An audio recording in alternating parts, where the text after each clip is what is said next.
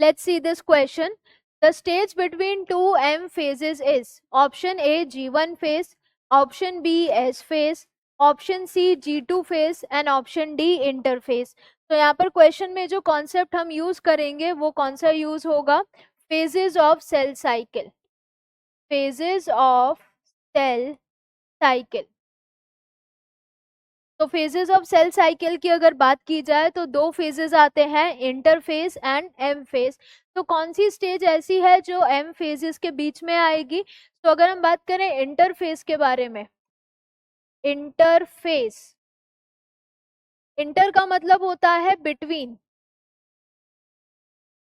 तो एक ऐसा फेज जो कि बीच में आ रहा है, किसके बीच में आएगा, एम फेजेस के बीच में।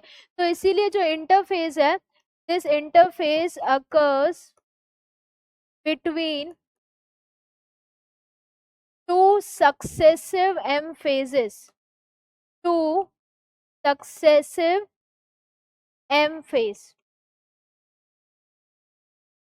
टू सक्सेसिव एम फेजेस कैसे, जैसे कि सेल था, ये सेल्स डिवाइड करके आई थी एम फेज से, अब ये दोनों सेल्स फिर किस में जाएंगी, इंटरफेज में जाएंगी, प्रिपेयर होंगी, एंड देन फिर से एम फेज आ जाएगा जिसमें ये 4 डॉटर सेल्स तैयार हो गई। 2 सेल्स हमने ली थी, तो ये 2 सेल्स बनी किससे थी, एम फेज से बनी थी।